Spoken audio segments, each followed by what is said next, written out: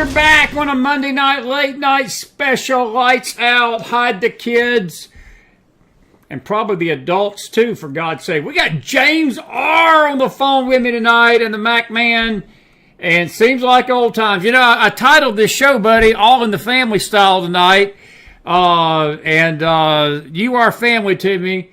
It's good to see you, man. How you been doing? Hey, I've been going good. I'm glad to be with the McFiles family over here. You are my brother, always have been since we met, and your green screen fell on your head, and I started cussing up a storm, and we started pissing off sitting senators, and I'm still doing it today. I just got up underneath Mike Lee's skin today. So, yeah. Good for you, man. Good for you. I'm glad to see you're keeping up the family tradition. Now, since we are family, that means I can come live at your house for 6 months, rent-free, eat your groceries. I won't mow your grass, but I will take your garbage out. How about that? Will that work? Hey, 100%, brother. You just got to fight little baby Nuka for the food. That's all. You just got to worry about her. She might eat all of your food. Sounds good, buddy. Hey, you're coming over here to the States in November. I'm looking forward to seeing you then, man. And we'll have a good time. I'm sure we'll have a fun discussion, a long discussion in person. But listen, I do want to talk to you tonight. A couple of things. The news is changing by the hour, it seems like. I do want to talk to you first off about the speaker situation. And a lot of people, look, I thought you had a tremendous Twitter space. It's X now, but y'all had, I think you told me, 5 congressmen on the space. Lauren Boebert was one, Matt Gaetz was the other. But tell everybody about that little discussion you had, and I'm going to just go ahead and say it off the front, James. Look, I heard what you said to Matt, and I was with you. I think that if they're gonna make a serious change for the better in the Congress, and these Republicans are going to make a change in the direction they're going, they're going to have to just clean house, and cleaning house is never easy, bro. And I was with you, and I just think that if they're going to keep doing the status quo, country's screwed, we're screwed, we might as well just go ahead and, toss in the towel, because it's just ridiculous that they can't even put a speaker up, and you had Jim Jordan, who was basically the best choice in the world, and you've got 20 rhinos that basically are controlling the whole thing, and you can't tell me that the leadership can't get those 20 rhinos in line. But that's just Chris's opinion. I want James R's opinion, but y'all did have an all-star cast the other night, didn't you?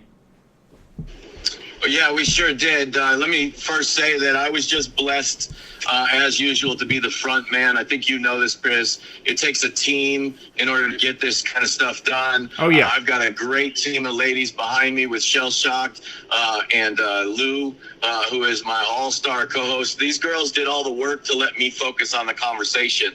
And so, these Twitter spaces are really important, especially the one, look, I'm not going to try to BS anybody in your audience. This isn't about self-promotion. If it was, I'd be doing Twitter spaces every day. I do them once a week. But we had all your favorite congressmen in our room, plus we had the 5 with the mics. I mean, we had Lauren Boebert, Matt Gaetz, we had George Santos, we had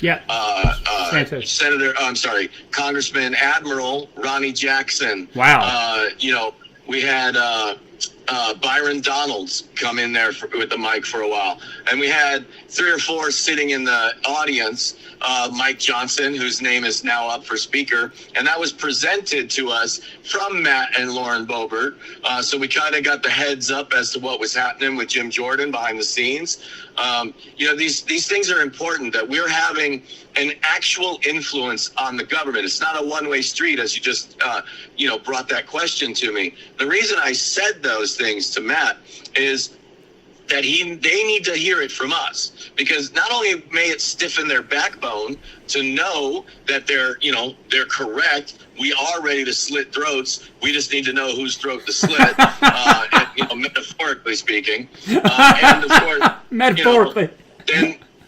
Metaphorically. I mean, there's no violence here. Right. But also, that they need to hear directly from the people. And I didn't even ask my own questions. I just tried to represent our audiences, the things that I hear from them every single day, by talking to them every single day, so that we can handle it correctly and get that done. Very well said, James. And what kind of reaction did you get from those congressmen? Now, I know Santos is going through a lot of legal hurdles right now, but you had look, I love Ronnie Jackson. Of all the people you mentioned, he's probably my favorite. I feel like that he's, probably the most conservative of all of them. But what was your take as James R. looking at this, and how are they responding to this? And do you think that these folks have got the fight in them to keep this up until we get the right man for the job? And look, I wasn't a big fan of Jim Jordan at first, but as things started emerging, of the two choices between him and Scalise, Jordan became a clear no-brainer to me. I'm not a big fan of Scalise. And I heard Mike Johnson's name today. I also heard Chip Roy's name again pop up. But what was your take on the reaction of Matt and the gang, and how they received what the people were saying? Because it is we the people, bro. I mean, they got to start listening to us, James. I mean, we the people run that house. That's our house. That ain't their house. That's our house. Yeah, I think the response was very good, and that's why I handle the conversations the way I do. We had some malcontents and some discontent people that, didn't get microphones, and, they were very unhappy about that, and, said some really dumb shit, like, well, I guess normal people's voices don't matter around here. I'm just a normal Joe, dude. This is my space, and the girls did an awesome job of getting the right people with the microphones at the right time. I mean, I mentioned the Congress people that were there, but let's look at who else. I had Nick Sorter in there to ask questions. I had Joe Pagliarula to ask questions in there. I mean, I had people with 15 million audience. We were representing all of you when we were talking to these people. This wasn't about me. It wasn't about them. It wasn't about him. It was about us, we the people, communicating with the people in our government and having real influence over these things. I just got off the phone in another X space with George Santos. And he was talking about Tom Emmers. And it was explaining a few things. And I went back to him and I said, listen, you need to understand that if Tom Emmers is the choice that comes out, he's going to come with a lot of baggage, and you guys are going to spend a shitload of time in PR trying to explain to the base why we got screwed again. You need to understand that it's a political calculation. You may be right. Maybe Tom Emmers is a great guy. You can't convince the base of that in any short amount of time. You're going to end up wasting time for the conference by trying to explain Tom Emmers instead of moving forward with the people's business with a base behind you. So understand that that's where you're at. So these are important dialogues to have. I think that what I just said to George Santos is representative of your audience. Yes. Your audience, when they hear me say that, is going to say, right on. That's exactly right. Because that's how we're going to feel. Right or wrong, it doesn't matter. What matters is what's out there, what we can see about this guy, what we understand about this guy. I mean, supporting, I don't care. You can explain it away all you want. You supported the national vote. You supported and were official spokesman for George freaking Soros. People my age, we got a long memory. George Soros isn't the boogeyman that just showed up in 2016. George Soros is the guy that that's Bill Clinton, that's right, gave refuge to when 3-4 countries around the world want his ass for tanking their economy and manipulating their politics. So we knew who he's been for a very long time. You can't come to me now and try to tell me how, well, he's only recently become the boogeyman. No, he's been the boogeyman for a very long time. Yeah, and I'm glad you brought up that it was Clinton that basically gave him the shade. He gave him the cover, and people forget that, and I'm glad you brought that up tonight.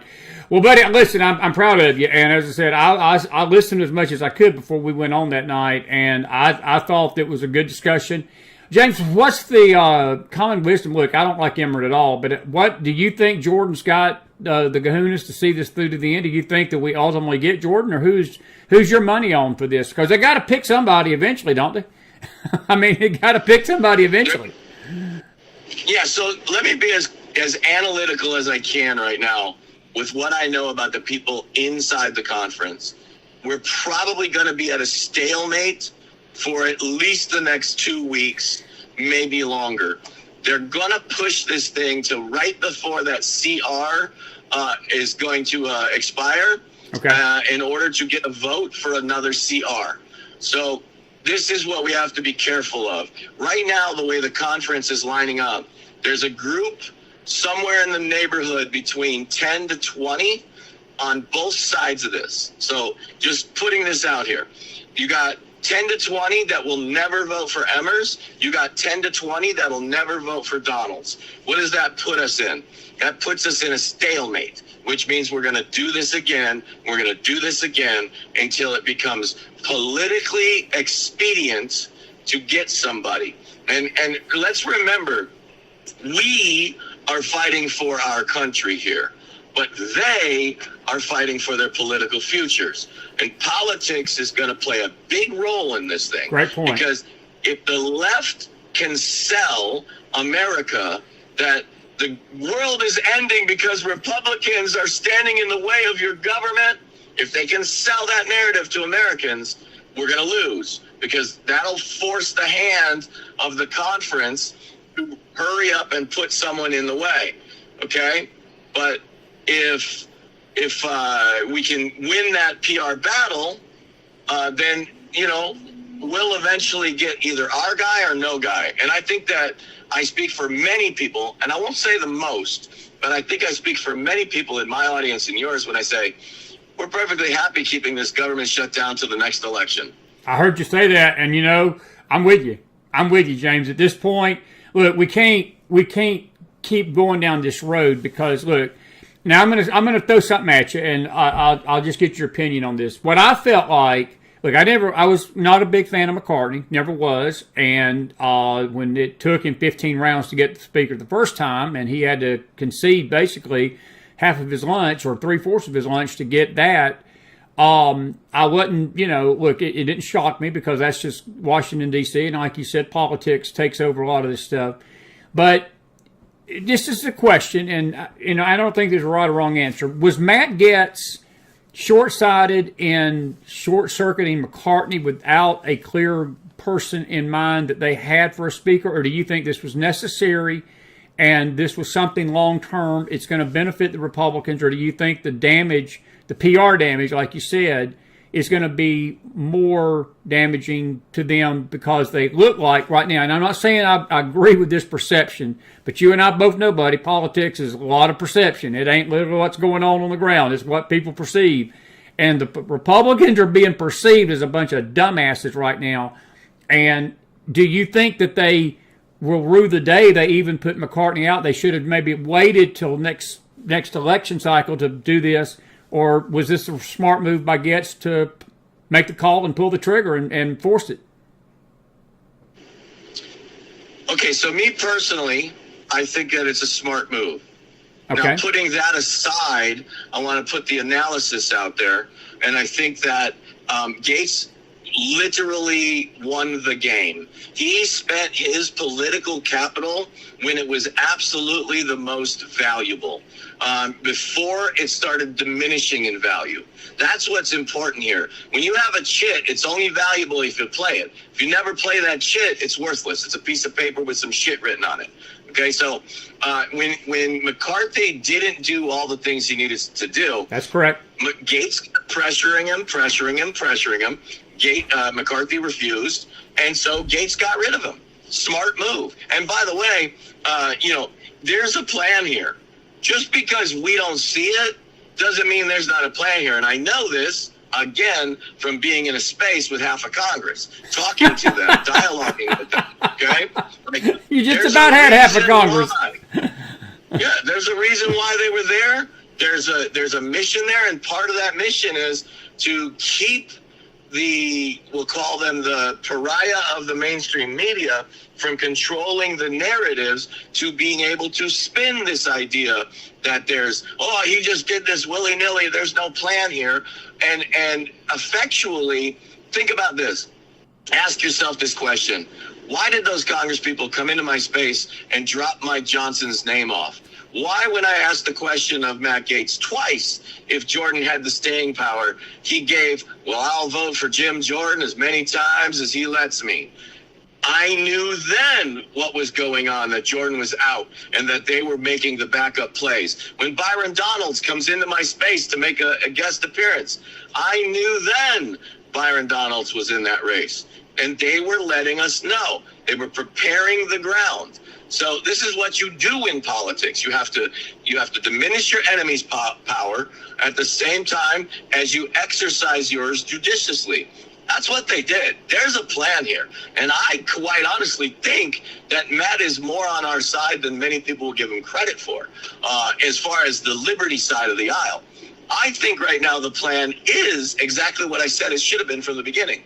Obstruct. Oh, and did I forget to mention obstruct?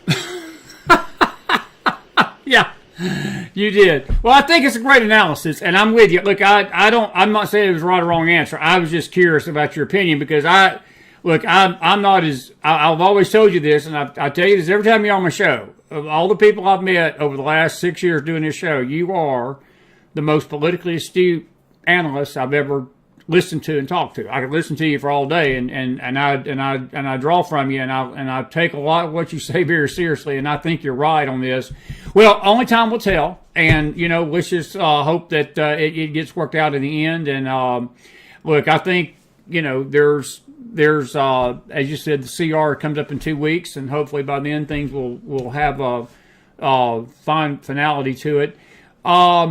Anyway, good stuff. Listen, I want to also talk with you tonight, latest in Israel. The war rages on with Hamas. I've got my own opinion about Bibi Netanyahu tonight. I think it is a horrible, horrible mistake to delay this ground war. I don't care how much the United States government is telling him that they're trying to get their hostages out. That's a bunch of crock of crap. James, I just believe the longer you delay this thing, the more casualties you're actually asking for, the more hostages you're asking for, the more carnage you're asking for, than if you would have just went in there. And I know that these things take time to plan, but it's almost insane to me, morally insane. It's politically insane for Bibi Netanyahu to listen to the American government tell him what to do tonight with his country that has just suffered the worst attack on its soil since the Holocaust. And, of course, they wasn't a nation then, but what was done to the Jewish people on October the 7th was the most horrific act of barbarism since then. And, look, I said it tonight on my show. I'll say it with you. When you don't deal with terror, when you don't confront evil, and wipe it out. If they don't wipe out Hamas, period. There is no plan B to this. You wipe their asses off the planet of planet Earth. You go after them where you can find them, and you kill everyone. And Bibi said he would do that. He said, I don't care how many I find alive. If you're a Hamas terrorist, you are as good as dead. He should have went in there and taken care of business. Now, I know, again, this is not an easy, whether he's doing it now or later, it's not going to be easy. I just think you're giving them time to dig deeper, to get more prepared for Israel to come in. And again, you're just opening the door for more casualties on both sides. Now, that's Chris's opinion, whatever it's worth. I'm curious what your opinion is. I think it's horrendous judgment on Bibi to listen to us. America needs to keep its ass out of this right now and let Israel do what it needs to do, because Israel don't need our help. They can go in there and take care of this. Now, Iran's a different story. But as far as Hamas goes, Israel should already be invading that area. That's just my opinion. What say you, buddy? Yeah, I'm not going to disagree with your analysis, but I will say that that's not the most important factor here. The reason that Bibi should not have capitulated at all to the U.S. government here on delaying is because what the U.S. government is doing is trying to seed the propaganda war to force Israel into a peace negotiation. That's the real problem here. Bingo. It's buying time for these people in all these demonstrations around the world and the international community to propagandize their populace just enough to force the ongoing political pressure to a position where Israel is suddenly the best. Saw that a lot on social media. Yes. Right now, we're fighting against it every day online. But this is a propaganda war. Make no mistake. And I said this on your show the last time I was there. You're going to be able to tell who's going to win this war by who stops pushing out the information to the public. Right now, Israel's doing a great job of keeping that momentum moving forward, showing what they're doing, making sure that the images are seen and heard. I mean, I think the move to hold the private screening on those Hamas recordings was brilliant. Absolutely. Just absolutely brilliant to make sure that, look, we can't. In fact, they put out a meme today, believe it or not, through one of the IDF channels that I follow. And by the way, I only follow official fucking resources, not these idiots that run around claiming that they know everything. Okay, so I saw the meme that said, this image would have contained a dead pregnant woman with her belly slit open and her dead infant pulled from the womb, but we can't do that here because of the community guidelines. So, they're doing their job to make sure that the people are kept kind of in the loop, but also agitated enough to finally go in and clean out all of these ticks. Because that's what they are. You're right. They're buried in. They're dug in. They've made themselves. I mean, look. A lot of people love to say, but the innocent Palestinian people, hey, if they were that innocent, first of all, they probably wouldn't be there in the Gaza Strip. Second of all, they wouldn't have voted for Hamas with international regulated elections. Okay? That's right, so James. I get it. That's right. We're not trying to kill women and children. They're not trying to do that. In fact, they're giving them warning. Clear that building because we're going to blow it up. Nobody gave Israel warning. They just came and slaughtered innocent people. Okay, these people cannot be negotiated with. And the proof is that we've been dealing with this my entire life. My entire life. We have been dealing with these same people because everybody on the left and these socially aware people, they just want to be peaceniks for the sake of peace. That is not right. I am not a warmonger. I do not believe in war, but I damn sure believe in defense. And this war was brought to Israel by these people. They brought it upon themselves, and the whirlwind. And Bibi said, I'm going to take out everybody funding these people every bit as much as I'm going to take them out. And that goes for Hezbollah too. What I want to say. I know what you want to say. Yes. But James, I'm with you, buddy, and I just love what you just said.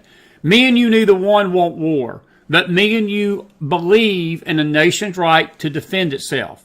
And see, this is where this propaganda war is so sickening to me, because our guest tonight was Tony Branco, our award-winning friend, cartoonist. He's one of the best in the world. And we pre-recorded an interview with him last week, and me and him talked tonight about this lack of moral clarity in America, that you've got people in this country, James, in this country, not these Arabs that have basically teach their kids from the cradle up to teenage years to hate Israel, to destroy the Jews, kill the Jews. You are destined to be a martyr. You're destined to blow yourself up. You're destined to go in there and do exactly what Hamas did on October the 7th. No, I'm talking about good old-fashioned USA citizens that are marching down streets of New York, and these punk kids, these puke kids in college, holding Palestinian flags, not understanding what they're supporting, not understanding probably even the Palestine. They don't even probably know where Palestine is, some of them. But because, as you said, the propaganda war is so intense, they go out there without any moral clarity, that they don't see the cutting head of a baby as evil. They don't see burning children alive in front of their parents as evil. They don't see that, again, like you said, Hamas brought this war to Israel. Israel didn't bring this war to Hamas. This was brought on Israel's doorstep. And many of them don't have the moral clarity, James, to understand that a nation has a right to defend itself. And I'm just wondering if these same Americans, if this was to have happened on American soil, okay, and their loved ones would have been some of those killed, would they be carrying those freaking blanking Palestinian flags? And you know what word I want to say too tonight? But do you see the same thing I do, that there's just no moral clarity in this country? And that scares me hell of a lot more than Hamas does, brother, because that's our society. That's our society. No, I don't disagree with you at all. You're absolutely right. There is no moral clarity because they're being indoctrinated in these schools. Let's look at what Harvard did. Yes. Absolutely reprehensible. Absolutely. Thank God that one of their major billionaire donors pulled out all his money. The guy that runs Victoria's Secret, or owned Victoria's Secret, pulled his funding from Harvard. Yeah, because these people are just teaching them horse shit. They're not teaching them any moral clarity. Right. And this is the problem with the secularization of the United States. When you pull God out of your community, this is what you're going to get. Because I've said this before, morals can only come from God. They cannot come from man. Because as a man, if I'm the one setting the morals, I can make morals be whatever the hell serves my interests. So true. I can justify murder. I can justify envy, jealousness. Man, I can't even say the word right now. I can justify all these things as serving the greater good because I'm the guy setting the standard. They have to come from a higher moral authority. And that higher moral authority can only be God. That's right, brother. Whatever your version of that God is. No, that's right. I'm with you there. I downloaded that meme that you was talking about from the Israeli defense people, because I'm like you. I don't get my news from anywhere but official sources. And I want to read that again. Here it is. I'm putting it up on the screen right now. And it says, this would have been the photo of a lifeless pregnant woman next to her beheaded unborn baby cut out of her belly by Hamas terrorists. Due to this platform's guidelines, we can't show you that. And you know, James, I look at this, and again, I'm not trying to open up a can of worms tonight. I look at this moral clarity issue the same way I do about the abortion issue. See, there's people that I love what you just said. They have determined that it's morally correct because of a godless society to kill a baby. The same people that believe tonight that Israel was the aggressor when it was not Israel killing lifeless pregnant women, beheading unborn babies, and burning cities, and kidnapping kids, and murdering parents, and all that. They do not see that the same people that argue that it's right to kill a baby have no problem marching in favor of what this meme says tonight. And then he sort of took a shot at X and said, due to this platform's guidelines, we can't show you that. And you know, it makes you think a minute that that's how desensitized we've gotten, that we can't handle the truth. Because I think if you put these images up, you know what would happen? It's exactly what's happening now. When I've seen people be confronted on the street with this truth, what do they say? That's fake. That's fake. Israel faked this. Israel faked that. There's no proof those babies were beheaded. There's no proof of this. There's no proof of that. You could probably show a picture of a beheaded baby, James, and there would be people in this country that are so deluded, mentally deranged, insane, as I've heard you say numerous times over 6 years. Insane, with a few vernaculars behind it. But they're mentally deranged, James. They still deny it. If you put it in front of them, these people are so morally bankrupt, they wouldn't even believe it if you showed it to them. I don't disagree with you whatsoever. You know, I don't really have the answer to it other than society has to do better. You know, politics is downstream from culture, but culture is downstream from your theology. Come on, buddy. It's a very important thing to understand is that your moral grounding should be in your belief system, and that belief system comes from your theological bent, whether you're a Christian, you're a Jew, you're a Muslim, whatever that is. You have to have moral grounding in order to save your society, because society is made up of those people that believe things.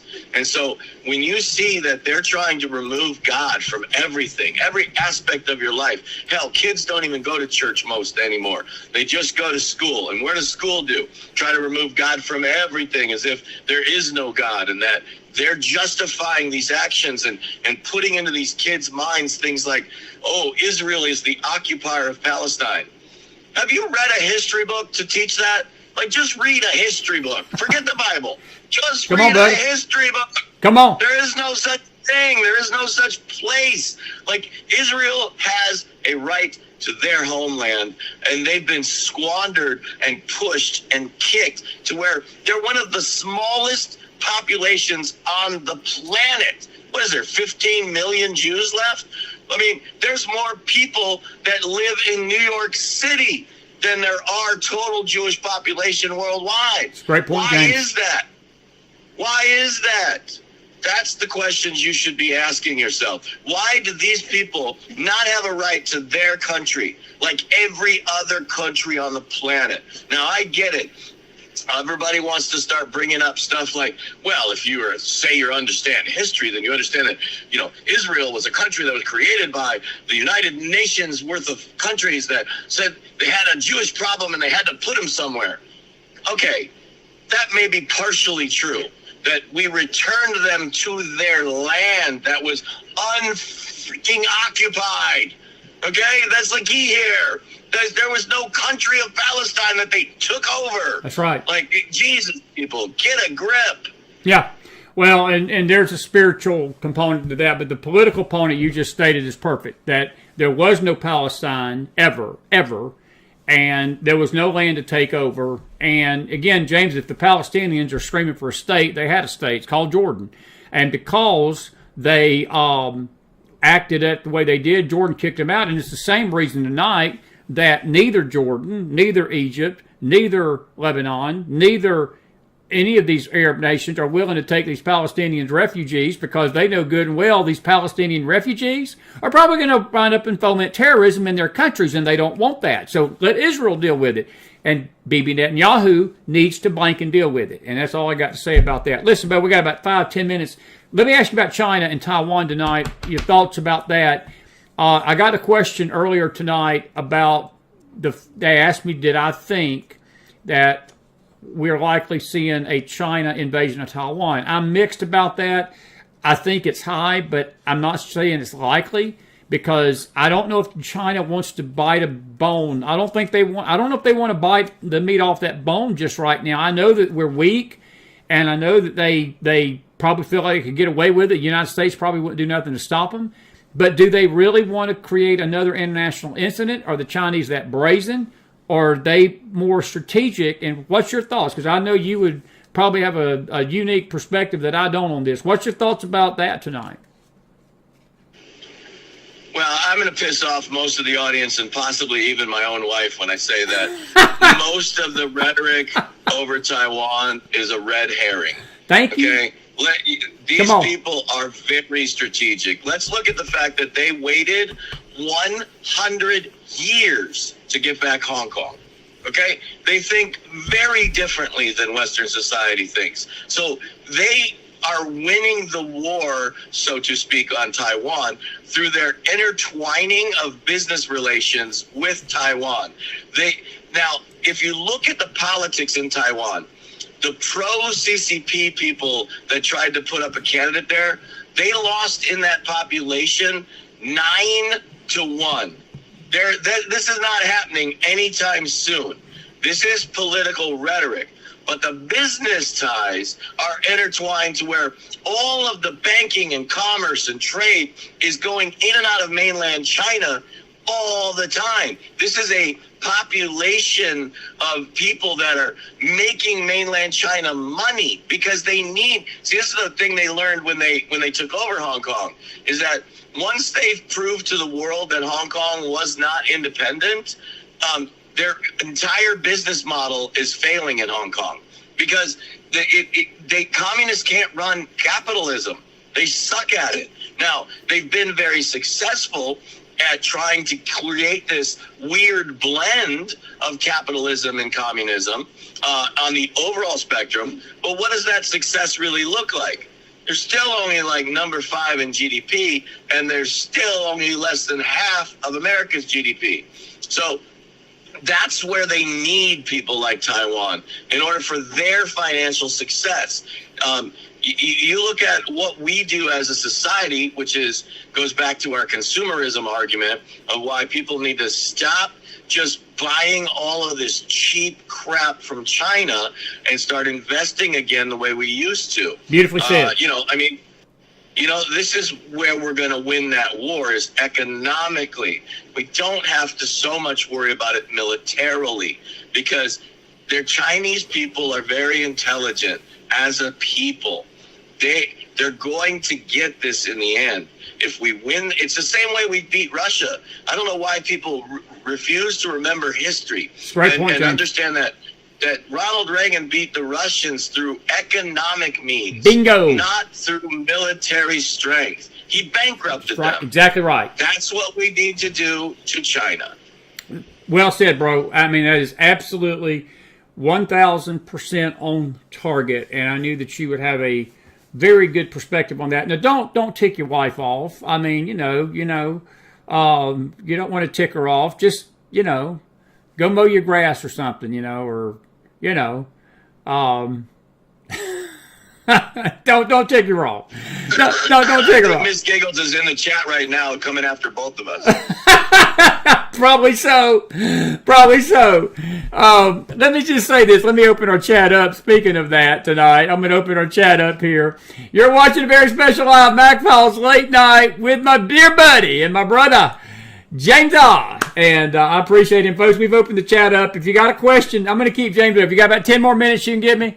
You got about 10 or so? Yeah, no problem, Chris. Okay. No problem. If you got a question for James R. tonight and anything we've talked about. James, while we're waiting on the questions to come in, any update on the Maui situation? I know that's where you live, near there. You're on the other island. But any update of that? I saw something the other day I've been meaning to ask you about, and it was a legitimate question. And somebody was raising the question about The Rock and Oprah, because they've got this foundation that they've been raising money for to help the victims of the Maui fires. And the question was simply asked, was that money getting to the people? Have you heard anything about that? What's your thoughts on that? And where does things stand over there in Hawaii? We had you on about a month or two ago when this happened. And I was just curious, where are we at tonight over there with that? Well, there's a reason why The Rock came out and apologized to everybody, because they're not giving a single dollar to anybody. We called this out correctly at the time and said, look, these people, all they did was try to start a foundation. They pledged their money to the foundation as a seed capital, not as money to the people. And that was the thing he still, in his apology video, doesn't understand. But the people do. The people understood what they were doing. They're trying to capitalize on other people's tragedy. It's a huge mistake. They haven't done anything for the people. Their fund has failed, as far as I'm aware, right from the beginning, because of the way that they tried to do this. And look, I said this at the time, and I'll say it again. The people of Hawaii are going to take care of the people of Hawaii. The government is doing nothing to help the people. They're doing as very minimal things as possible, and that is still holding true today. It is private organizations that are helping the people, both with housing, food, clothing, and whatnot. It's why on your show I mentioned kingscathedral.com, because I know that those people are getting all the money and the needs and the community together on the ground, including housing. I know that KOA, which is it's way too complicated for me to get into with you guys now, but that's a local Hawaiian group that is also doing the same thing. In fact, they just put out the call to action to me today to see if I could go help them slaughter some of the pigs and make sure that we can get that distributed to the people, because they're feeding the people. So these are things that we're doing here. It's going to be always that Hawaii relies on Hawaii, and that's where we're at today. Did they ever determine officially what caused those fires? Not that I'm aware of in any official statement. I think that some of this is being sat on until it goes to court, since everybody here is suing everybody.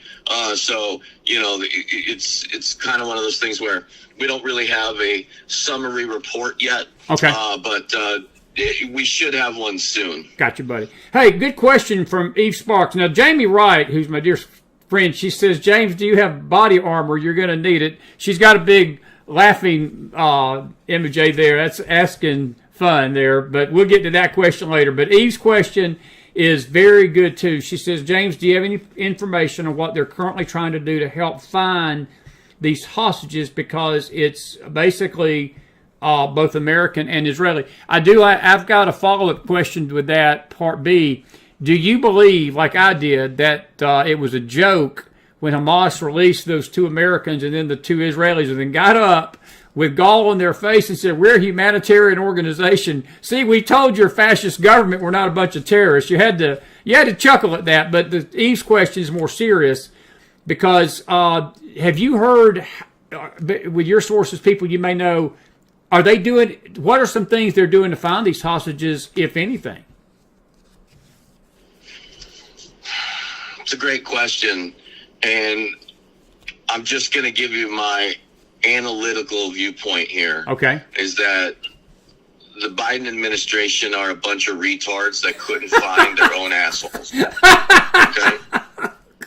They don't know where they're at. I got you. They search for it. They find there's a smell, but they can't quite locate it. That's the reality of the Biden administration. The reality of our intel people, they already know where these people are. They just are having difficulty figuring out how to get them without them dying. And you're not getting the go-ahead from the Biden administration to go try and get them, because the Biden administration is more interested in trying to buy hostages than they are at getting hostages. See, that's their MO. It's why Hamas did what it did when it did it.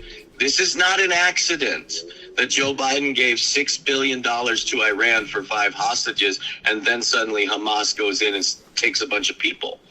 Very true. This is not an accident. No, it's not. They've put a value number there. And Hamas is just trying to get theirs. That's why Bibi Netanyahu basically has said publicly, online, that there is a target right now, crosshairs on the Ayatollah and the president of Iran, because then he has said directly, we're going to take out the funders of these groups. Now, Hezbollah is not immune from that, and I've seen them taking out Hezbollah in Lebanon. Now, this will help the whole world at the end of the day if America can get its nose out of Israel's business. All Israel needs is for us to just stand on the sidelines and make sure that they're there to shoot down shit that gets thrown at them from other countries. That's all they need. Well said. Just put your troops, your aircraft carriers, your naval assets out in the ocean there, and you just keep, cruise missiles from, anywhere else coming in. We'll take care of these people launching these mortars. I don't care what country they're in. I don't care if it's Syria. I don't care if it's Egypt. I don't care where it's from. And by the way, you mentioned earlier, there's a reason why Egypt, right next to the Gaza Strip, is not allowing any refugees from Gaza into Egypt. Do not forget what the Muslim Brotherhood did to Egypt. That's right. And how Egypt had to kick their ass until they finally won. That's why they're not letting anybody, they don't care who they are, you're not coming to Egypt. Now, if their very fucking neighbors won't take them Come on, buddy. Why in the hell should anyone else? Thank you. And we need to tell the congressman over here that I'm sure are going to start beating that drum soon, that very thing. I think you need to have a Twitter space, and have that as a subject. And have that as your subject line. That if their neighbors don't take them, we don't need to take them either. Cedric says, whatever happened to Mr. Lamar? No, he's not in Congress. F.U. Lamar is retired, Cedric. Thank you. See, Cedric remembers that. Cedric remembers those F.U. Lamar days. He's gone. Today it's F.U. Mike Lee, and he responded to my tweet that told him fuck him. I just want to put that out there. It's on X. You can find it. Because this guy wants to run around and talk about hate speech. Yeah. I'm like, dude, why can't people be consistent in their views? Okay, just be consistent. That's all I ask. And these people want to, it's just, I put out a different tweet that didn't involve Mike Lee today, kind of explaining on this. I'm saying, look, you have to understand that if you're going to be for free speech, then be for free speech, including the speech you can't stand. Okay, that's what I was saying there. Like, if you're going to be against cancel culture because they're canceling you, then be consistent and stop trying to cancel other people. Well said, if you're going to say that you don't want these laws that hurt you, but then you at the same opposite side of your mouth are saying, let's create more laws to hurt our enemies, you mean you're not being consistent. This is inconsistent with American values. The cog disc is driving me crazy sometimes. I'm with you, buddy. I'm 1,000% with you on that. 1,000% with you. Hey, man, listen, good stuff tonight. Thank you for being with me. I know that you're 6 hours behind me, so it's roughly, around five your time, roughly? Yeah, it's 5 o'clock right now. I'm still at work, but I've been hiding in my car to talk to you. I know you have, and I thank you for hiding your car with us and for us on a Monday night. You always bring stuff to the show, man. Hey, listen, I'm gonna be in touch with you. We're gonna do maybe a space together. I figured it out on my phone. I didn't realize you couldn't do it on your computer, but you can do it on your phone. So I'm gonna try my hand at it. But I'd love for you to be part of one, and let's rock the house soon on one. And listen, I appreciate you, man. Looking forward to seeing you in a few weeks, and be safe. You and Tina, and y'all got my love and my best and that baby. And thank you so much for your insight tonight, James, and we appreciate you being a patriot and a friend and a brother. I appreciate you, man. God bless you, Chris. Thanks, everybody, for having me tonight. And, of course, I've always got your back. You need help figuring out spaces, I will help you every step of the way. Thank you, my friend. I just want to say one quick thing. Somebody told me the same thing you said about Joe Biden. I thought it was a compliment. So now you've hurt my feelings tonight that they were actually insulting me. So I just want you to know that, okay? So I'll see you later, bro. Take care. See you, man. Take care. You too, James. James R, everybody. Oh, he behaved himself pretty good tonight. So I got no complaints. James, I've seen James not behave himself so much. He behaved himself tonight. It was good. It was good. It was good. Did you enjoy James R? Somebody needs to say, thank you, James, and put some fire in that house. He was good tonight. He was good. Let me see here. Julia Carter says, did you see how Lindsey Graham acted over Israel when the reporter asked him about why those people in Congress are not reprimanded for not taking down supporting Hamas? I did not see that, Julia. I'm sure Lindsey offered his rhino response like he always offers. But anyway, that's... I didn't see it, but I don't have to see Lindsey to know that he probably acted like a rhino. That's what he is. That's what he is. That's my buddy, James R. tonight. We're so grateful for him. We really are. It is good to see everybody. If you got a question, I'll stay here with you. I'll stay up with you. It's 10:56. I'll give you, we've been going, how long have we been going tonight? We've been going 48 minutes. I'll give you 12 more minutes. That'll give you 2 full hours of me tonight. And I don't feel tired at all. I figured I'd be a little worn out. I'm good. I got this red ready to fight shirt on tonight. And let me remind you that the IDF people says that this would have been a photo of a lifeless pregnant woman next to her beheaded unborn baby, cut out of her belly by Hamas terrorists. But due to the platform's guidelines, we can't show you that. These people that are marching, folks, these people that are slurring Israel, slurring the Jews, slurring things, waving in Palestine flags, not even, some of these kids wouldn't even tell you, they don't even know where Israel's out on the map, let alone Palestine. They couldn't even tell you, if you ask them what is Palestine, they couldn't tell you. If you ask them what a Jew is, they couldn't tell you. If you ask them how to spell Jew, they couldn't tell you. Some of them, if you said your IQ test is to spell IQ, they couldn't spell IQ. But they wave a flag and scream anti-Semitism and anti-Semitic remarks that they've probably heard from mom and dad and maybe even their pastors out there. But that, to me, is the issue tonight. Are the lifeless pregnant women that have laid behind and beside their beheaded unborn babies that were cut out of their bellies by Hamas terrorists. Folks, Patriot NorCal gal, Patriot tonight, told me that he heard reports, and I've not confirmed this, so I'm not saying this is law, but I don't doubt it, that Hamas is literally raping dead women because that's how barbaric this group is. But yet you've got Americans, mind you, not the Arab world, not Europe, not Central America, but Americans in the good old U.S. of A. screaming, free Palestine from the land to the sea. They couldn't even spell land, some of them. These kids in California, that high school this past week, from the land to the sea, they couldn't even tell you what sea it is. That's the moral state of our nation. That scares me more than Hamas. Hamas don't scare me. Hamas is a terrorist group that can be eradicated if Israel would just get on with the business of eradicating them and stop listening to the Biden administration, who can't, as James said, can't find their tail holes. And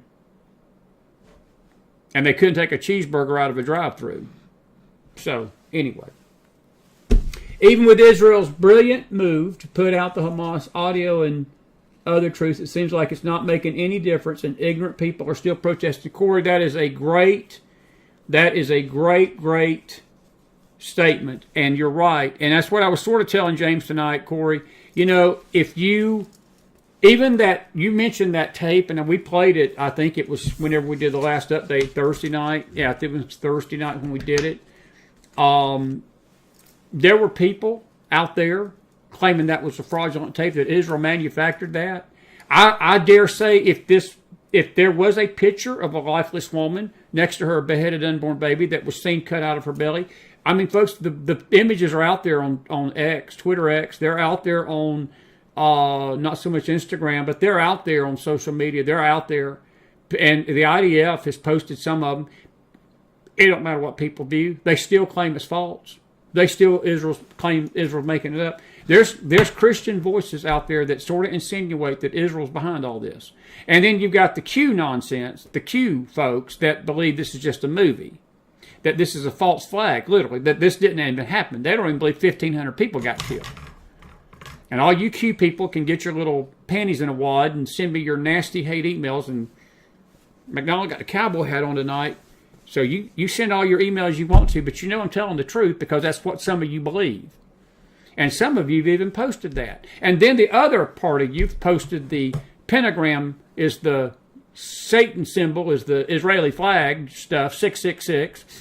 Karzakian, Kamakia, Kadumfoolery Jews. And I'm not disparaging the Jews. I'm disparaging you dumb fools out there that post that nonsense. You believe that they're behind this.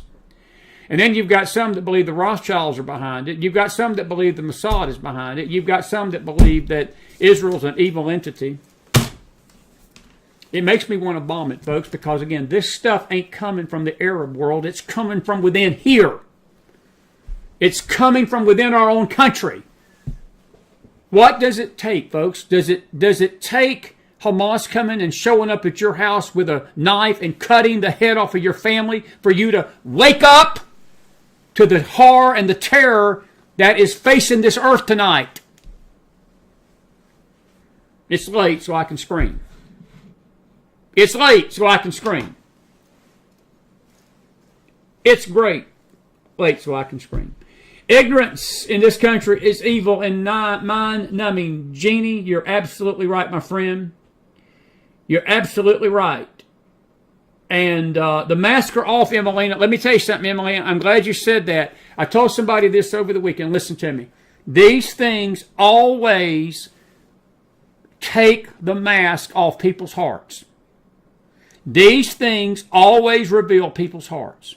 Out of the abundance of the heart, the mouth speaks. And the hands post. And the little Twitter people and their social media Nazis get out there and post their anti-Semitism. It never fails that when an event like this happens, especially with Israel, that you see people's true colors. Perfect point. Perfect point. Perfect point. Perfect point. You're absolutely right. You're absolutely right. You're absolutely right.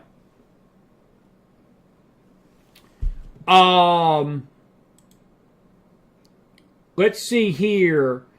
Sandy says, has anyone heard if international flights have been canceled yet? Yes, Sandy, they have. I have heard that there are some airlines that are not flying into Israel. I know Delta, United, American. I'm not sure if they're not flying at all. I know that during that conflict for about a week, they would not fly into Tel Aviv. And there's another airport, I think the Ben Gurion airport's in Tel Aviv, but there's an airport in Jerusalem too. I don't know exactly. I'm not into, I should probably sort of freshen up on my Israel geography a little bit about these airports, but I do believe that some of them have been, yes.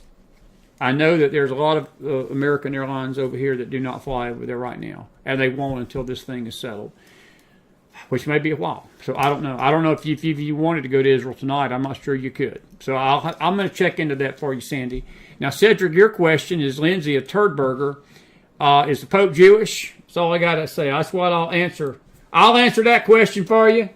I'll answer that question for you. How many young adults would be willing to storm the beaches of Normandy today, Carol? I put it like this.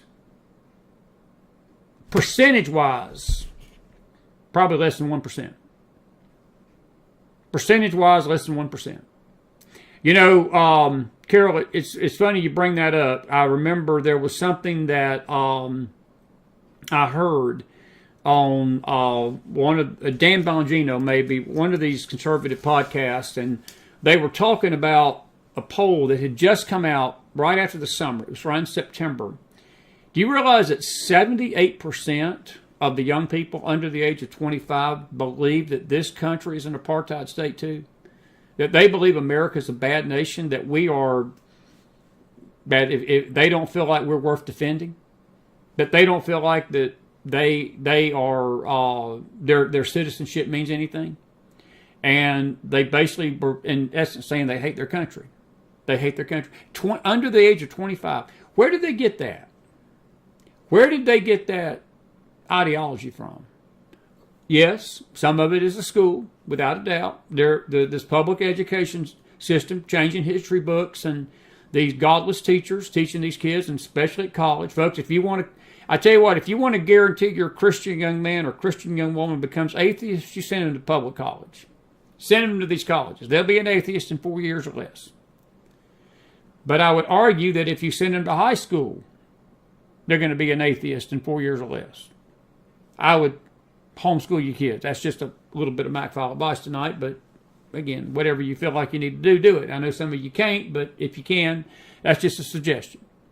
I love my son, and I'm proud of him more than the world, God knows, for those babies, but I am exceptionally proud of the fact that him and Alyssa both have decided to homeschool all three of my darlings.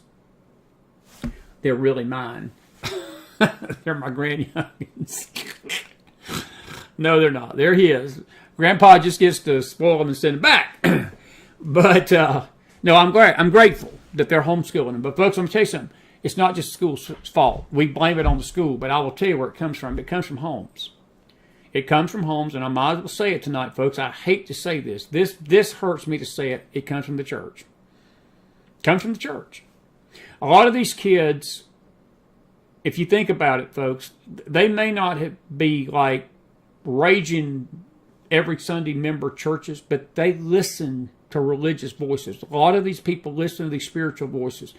Let me ask you a question. When Joel Osteen marched down the streets of Houston 2 years ago, when George Floyd was causing the city of Minneapolis to be burned to the ground, and Black Lives Matter and Antifa was burning cities down, what message do you think that it sent the world? What message do you think it sent the country that one of the biggest religious leaders, because look, he's lauded on Fox News as the spiritual voice of America. Rick Warren was the same way. I was reading an old article by Joseph Farah when Rick Warren went to Syria back in the early 2000s. This was when Rick Warren was in his heyday with the purpose-driven life. He ain't such in a heyday tonight. But he couldn't even condemn the violence in Syria during that time when they were sending suicide bombers into Israel, and Rick got all his little panties in a wad and started coming out there claiming, you just misquoted my words. Well, there wasn't no words, Rick. You were silent. What message do you think that Joel Osteen sent to these kids when he was walking hand in hand with Black Lives Matter, who hates this country, who are anarchists? What message do you think that sent? What message do you think T.D. Jakes sent when he basically backed a transgender queer in Texas over Governor Abbott to run for governor? What message do you think that sends the kids? What message do you think these spiritual voices send when they do stuff like this, folks? It reverberates. These kids ain't got to be in church. I mean, look, most of these kids probably don't want to even darken the door of a church, but they do listen to these spiritual voices, and they watch these examples, folks. They do. 78%, Carol, 78% of children under 25 in this country, according to this poll, and it was not a fluke poll, except for the Q people, they believe everything's a movie. But for us real folks, for us that live in the real world, it wasn't a movie. That poll is about right. 7 out of 10, almost 8 out of 10 kids under 25 hate their country, or they have no idea of the history of their country, or they don't feel like America's worth fighting for.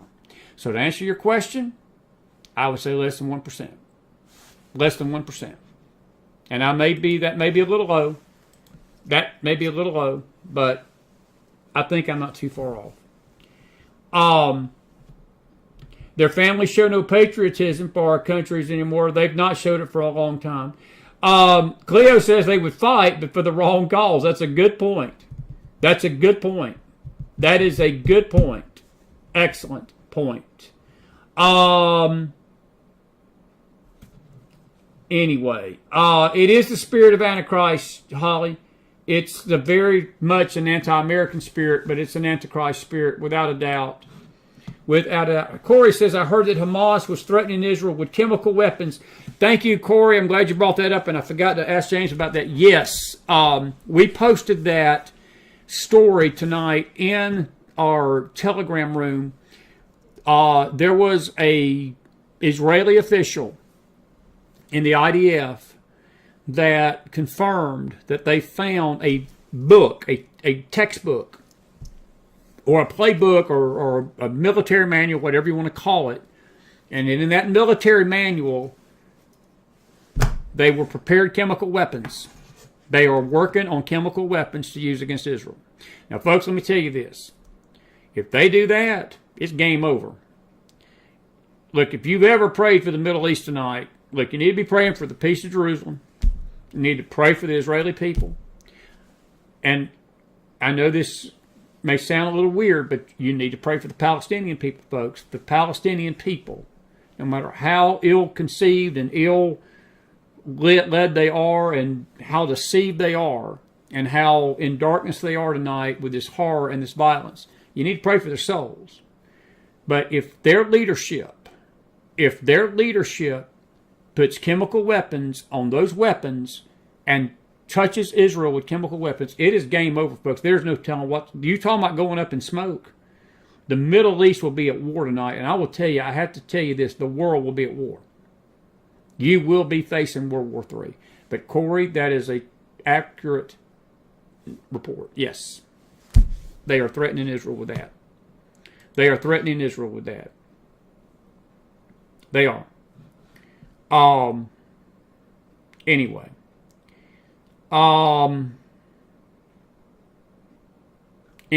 Anyway. All right. That's my favorite saying, anyway. Thank you, Cleo. Catch it on the McFiles Telegram network.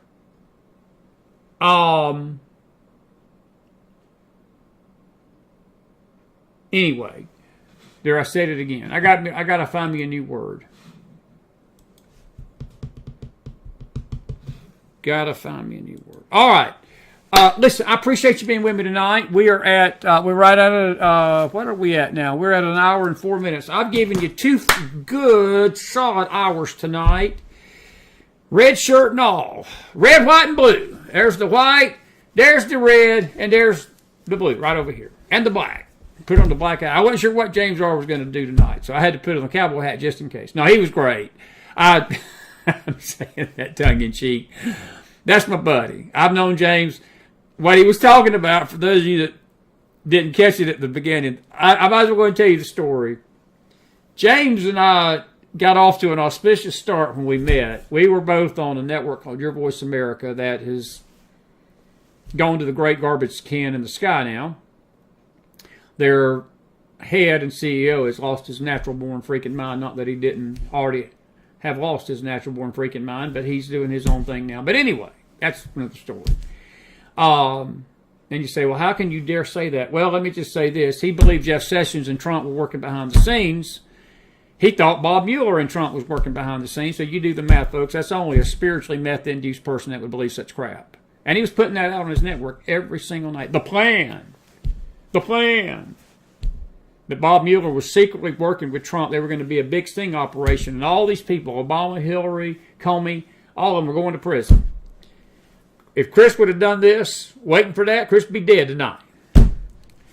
I caught on to the gig probably 3 or 4 months in. This was a little shift, but it was our start. That's where we got out there and got sort of known by people, and that's why they followed us here. But anyway, me and James, the very first night I ever was on Your Voice America, and there was a series of events that led up to that I don't want to get into tonight, but I was nervous as a cat, because this was look, no matter how crazy Bill was, I mean, it was a big network. They were millions. They were 100,000 views a night. I mean, this network was touching the world.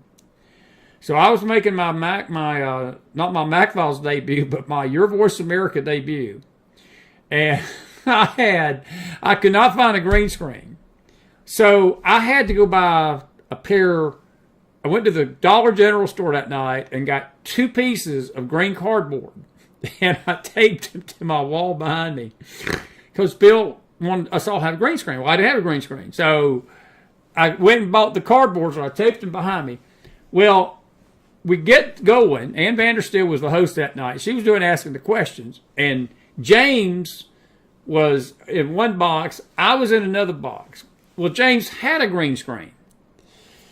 And as Bill was doing the introduction, James's green screen fell down, and something happened with his green screen, fell to the ground. He lost his video.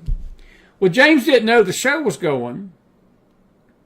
So James went into a profanity-laced tirade on international television for about 5 minutes. And if anybody knows James R., you know James can do it with the best of them. And I was sitting there trying to keep a straight face because, I mean, we were live. James didn't know we were live. Poor Bill Mitchell was having a stroke. I mean, I think I was told Bill had to have therapy for 6 weeks after this. And I was sitting there with my hands folded. And Vandersteel was sitting there asking me a question. And James was like, this is MF. I mean, every profane word you could come out of his mouth. I can't believe this. I can't believe this. I mean, and I was sitting there staring. And Ann was trying to keep a straight face. I was trying to keep a straight face. And we were trying to talk about something serious. And in the middle of the conversation, my cardboard falls down. And I have a blank wall behind me. And Ann sort of glitches, and James left the air. He had to turn his camera off. And if anything could have ever went wrong that night, it was hilarious. It was the biggest. I knew that night I was going to be best friends with James R. And we laughed about that for weeks after that. And I had him on my show a few weeks after that for the first time. And some of you may not know this, but I was the mastermind of Pirate Radio. We came up with an idea to have a Friday night show that was hard-hitting, no holds barred, no censorship, just say what's on your heart, say what's on your mind. And we started out small. It was just me and James. And what we would do at the beginning, we recorded it actually on Wednesday night, and James would replay it on Friday night because he was a producer of it. And our graphics were Somebody shoot me. I've looked back at some of our older shows. Even Brad Johnson, a few months ago, he said, if you only knew how far you've come. He said, I remember them early days. You had 16 graphics around the front and the bottom. And he said, I didn't know how to hurt your feelings. I didn't want to hurt your feelings. But he said, what kind of loser am I on? What kind of losing show am I on? And these were the early days. And James helped me out a lot, trying to keep me sort of settled. But I still laugh about that. That was our first meeting. That's where me and James met. And Pirate Radio became a cult classic on Friday night. I had some issues with the way the direction the show was going, and I gave it to James. I handed it off to him about 3 years ago, and I got sick in 21, so it made the decision a little easier because the doctor told me you can't keep doing 3-4 shows a night with your heart. And but I just felt like the direction was not the one I wanted to go with, and it served its purpose for me. James is doing a good job with it, and it's not for the faint at heart, but we never intended the show to be vulgar. We wanted the show to be a straight talk Friday night show to where all things could be said with no fear. And that was what it was at the beginning. And I've got nothing against Pirate Radio. Look, it's my baby. And I appreciate the people that was on it, and we made some good friends there. But that's how me and James got to be friends. And we still laugh about it 6 years later, 5 years later. We still get a good chuckle. We still get a good chuckle out of that night. Because if nothing else, Bill Mitchell had gray hair. It probably caused Bill to lose about 2/3 of his hair that night. Because Bill was such a prima donna. And poor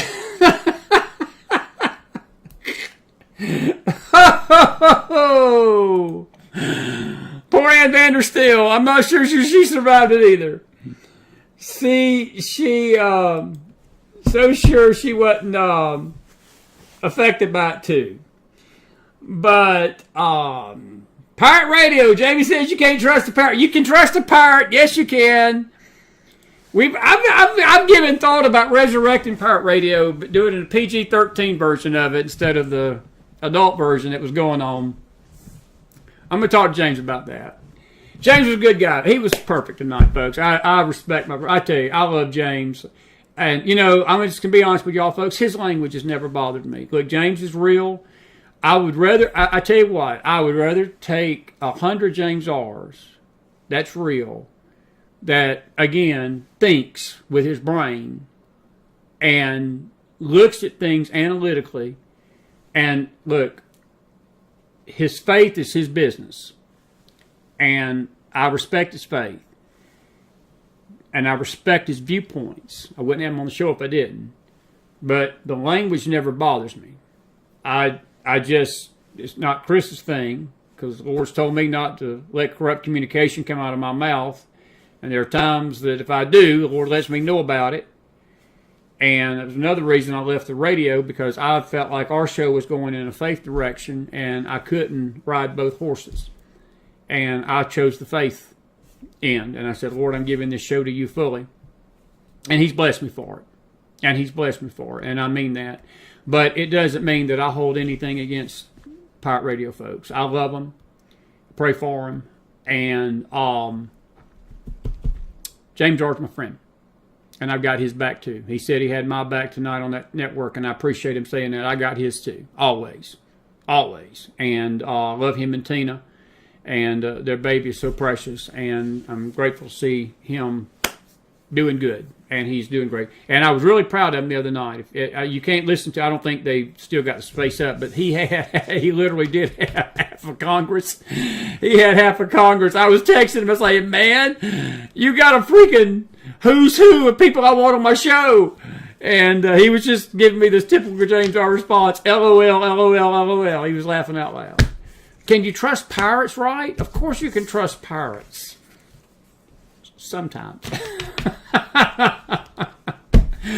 You can trust gray-headed ones, all right, with a cowboy hat on. How about that? You can trust them, all right? All righty, folks, listen. thank you so much for being with us tonight. And glad for the laughs. Glad we could give you a few late night laughs. And I